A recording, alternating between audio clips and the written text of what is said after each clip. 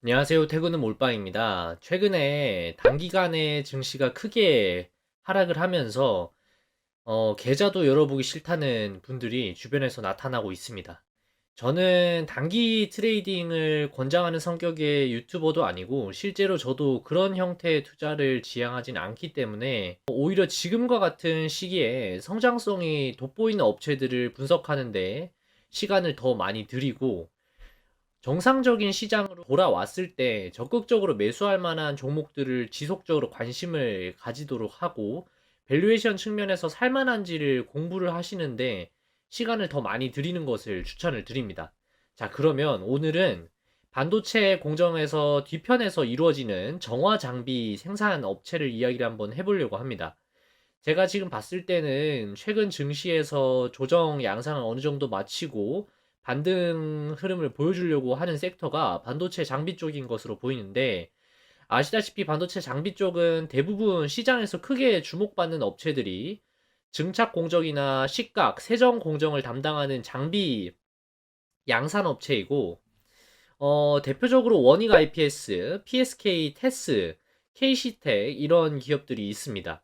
오늘은 그런데 이런 쪽이 아니라 인프라 부대 장비를 생산하는 업체 사업을 살펴보고 핵심 종목이 뭐가 있는지 한번 살펴보기로 하겠습니다. 그래서 제가 오늘 말씀드릴 장비는 스크러버라는 장비인데요. 반도체 생산 공정에서 유해가스를 정화하는 장비인데, 앞서 말씀드린 것처럼 제조 공정이 아니기 때문에 사실 뭐 하는 장비인지 진짜 생소하신 분들이 더 많으실 것 같다는 생각이 듭니다. 최근에는 반도체 제조에 필요한 웨이퍼의 직경이 8인치에서 12인치로 가는 등 대형화 움직임이 있고, 대면적 디스플레이의 생산량이 증가하고 반도체 공정에 급속 세정 공정이 추가되는 그런 흐름이 나타나면서 배출가스의 양이 계속해서 증가하고 있는 추세입니다. 탄소 중립 정책과 빅테크의 기업들의 ESG 강화가 맞물리면서 스크러버 부문 동향이 기대가 된다는 부분이 오늘 영상의 핵심 포인트라고 할 수 있겠습니다. 기업들의 친환경 관련해서 활동 내역이 주목이 받으면서 실제로 ESG 중에서 이에 해당하는 환경에 투자나 관리를 소홀히 할 경우에 투자 유치가 어려운 트렌드가 유럽을 필두로 미국부터 해서 한국까지도 번져 와 있는 상황입니다. 많이들 기사로 ESG 투자의 중요성이 언급이 되었기 때문에 한 번쯤은 접해본 적이 있으시리라 생각이 드는데요. 산업이 성장함에 따라서 온실가스 배출량이 증가하는 부분이 문제로 거론된 적이 여러 차례 있었습니다. 삼성전자의 온실가스 배출량은 21년 기준으로 했을 때 1920만 톤 정도로 연간 10%씩 증가하는 수준을 보이고 있습니다. 대규모 설비 투자를 이어가면서 수출 호조에 따른 부산물로 봐야 될 것인데, 삼성전자도 이렇게 늘어나는 온실가스 배출량을 잡기 위해서 스크러버를 사용하고 있는데, 고객사들이 생산하는 제품의 고사양화 덕분에 증착 기술과 같은 미세 공정이 더욱더 많아지고 있고, 이에 따라서 유해 물질의 처리를 하는 난이도도 동시에 상승하는 것으로 확인을 했습니다. 이런 환경은 스크러버의 수요가 증가하고 고사양화될 수 있는 것을 보여주는 것 같습니다. 스크러버의 수요가 증가하고 고사양화될 수 있는 것을 보여주는 듯 합니다. 환경 규제를 의식한 국내 고객사를 말씀드리면 삼성전자, SK 하이닉스, 그리고 마이크론이나 TSMC에서 스크러버 장비 수요가 증가할 수 있다는 것인데, 애칭 공정에서 사용되는 기존 제품인 LNG 사용 방식인 번웻 방식에 대신해서 전기를 이용해서 유해가스를 태우는 플라즈마 웻 방식의 스크러버가 도입될 가능성이 높아지는 것입니다. 무슨 말인지 조금 어려우실 텐데 뒤에서 한번 자세히 설명을 드리겠습니다. 반도체의 성능 고사양화에 따라서 얼마나 장비 수주 금액이 커지는지를 한번 수치로 보시면, 앞서 웨이퍼의 크기가 커짐에 따라서 공정용 가스의 소요량이 늘어난다라고 말씀을 드렸습니다. 6인치 웨이퍼가 8인치나 12인치로 커지면서 가스를 정화하는 스크러버도 기술력이 뛰어나지면서 효율적인 가스 정화가 가능해지는 수준에 이르게 되는 것입니다. 표를 한번 보시면 D램 메모리 반도체 20나노미터 기준에서 스크러버를 포함한 기타 장비들의 수주 금액이 100 정도라면, 1x 나노미터로 가게 되면 125, 1y 나노미터로 가게 되면 150이 들어가는 셈입니다. 그러니까 스크러버의 기술력이 더욱 고사양화가 되면서 어떤 ASP 상승이 이뤄질 수 있는 것으로 볼 수 있겠습니다. 방금까지 말씀드린 이 스크러버를 양산하는 업체는 국내에 상장된 업체로는 유니셈, GST, 그리고 GMBS 엔지니어링이 있습니다. 그리고 삼성전자를 중심으로 보면 CSK사와 유니셈 그리고 GST 정도가 삼성전자의 스크러버를 대는 핵심 업체로 알려져 있습니다. 저는 그 중에서도 오늘 GST를 중점적으로 한번 여러분들에게 분석 영상을 준비를 해봤는데요. 유니셈이 매출 규모도 더 크고 그런데 왜 GST를 이야기를 하는지 의아해 하실 수 있습니다. 제 개인적으로는 유니셈보다 GST를 더 좋게 보는 포인트들이 몇 가지가 있는데 지금부터 한번 이야기를 해보도록 하겠습니다. 첫 번째는 매출선의 다변화가 잘 이뤄진 기업입니다. 즉 고객사가 중화권, 한국, 미국권에 다양하게 분포해 있기 때문에 상대적으로 매출 쏠림에 대한 우려가 덜하다는 것인데요. 표를 한번 보시면 국내에서 스크러버 매출이 가장 많이 나오는 유니셈, GST 두 개 회사를 보시면 수출 비중이 확연히 다른 흐름을 보이고 있음을 확인할 수 있습니다. 유니셈의 경우에는 2016년도부터 최근까지 계속해서 수출 비중이 30% 수준을 가져가고 있습니다. 즉 반도체 장비의 70% 가까이가 국내 회사들로만 공급이 이루어지고 있다는 것입니다. 스크러버 장비와 뒤에서 말씀드리려는 칠러라는 장비가 매출 금액 분리가 안 되어 있어서 반도체 장비 전체를 가지고 말씀드린다는 점은 참고를 하셔야겠습니다. 반면에 GST의 경우에는 생산한 반도체 장비 중에서 수출로 나가는 비중이 30%도 되지 않았었는데 19년도에 들어서 50% 이상이 수출이 되면서 매출처의 다변화가 확실하게 이뤄진 것으로 보고 있습니다. 21년에는 고객사로 공급한 물량의 61%가 해외로 나간 것으로 확인했습니다.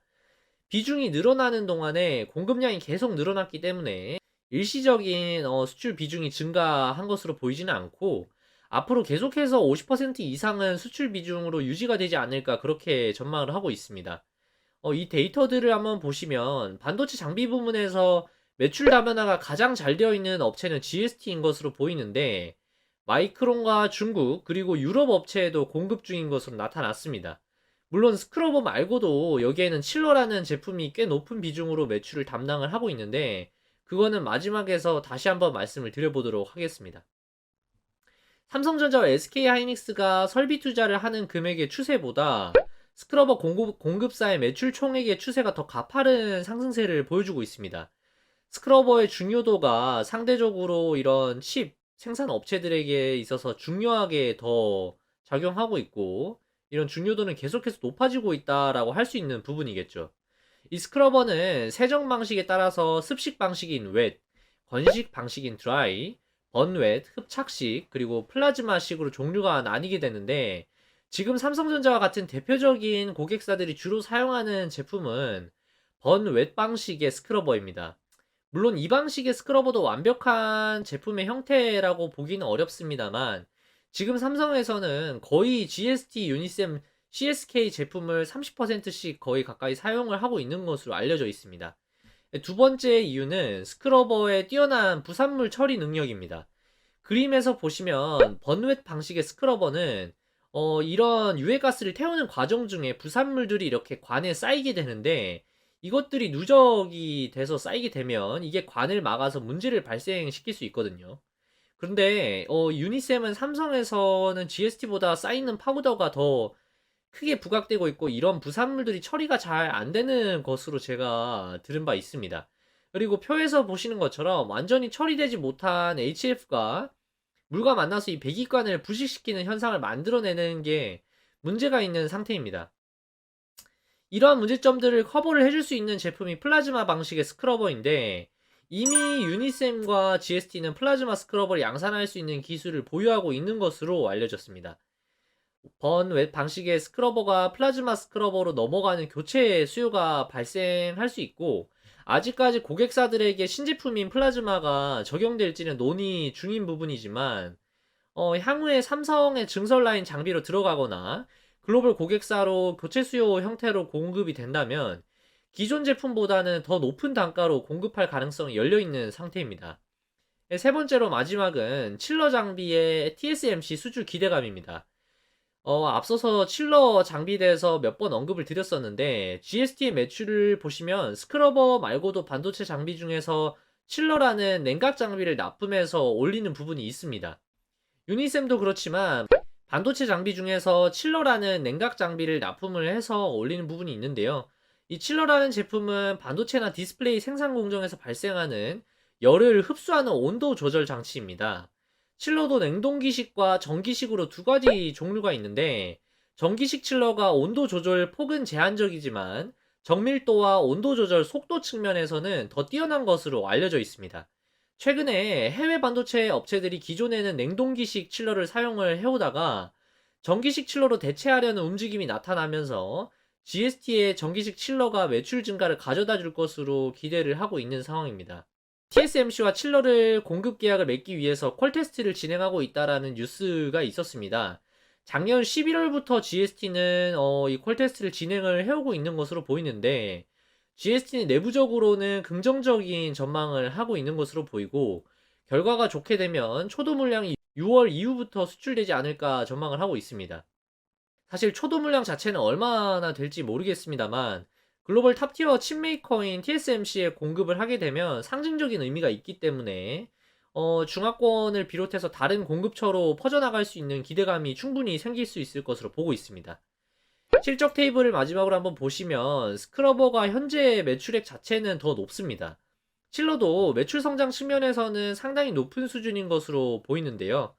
영업이익률이 3년 전만 하더라도 10% 초반대에서 유지가 되오다가 최근 들어서 GST의 영업이익률이 15%를 넘어서는 수준을 기록을 했습니다.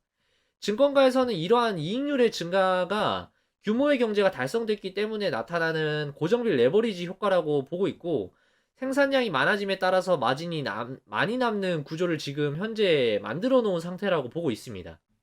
GST에다가 한번 알아보니까 스크러버보다는 칠러가 이익 마진이 더 좋다고 하는데, 성장 전망이 칠러가 스크러버보다는 조금 더 긍정적이기 때문에 OPM은 아마 향후 몇 년간은 지금보다 높은 수준을 계속해서 보여줄 것으로 기대를 하고 있고, 저는 개인적으로는 영업 마진이 20% 정도를 타겟으로 해도 괜찮지 않나 싶습니다.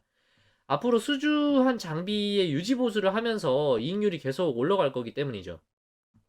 이 표는 전망치이고, 작년에 영업이익을 464억 정도를 했는데 올해는 500억 중반 정도의 영업이익을 달성을 할 것으로 기대를 하고 있습니다.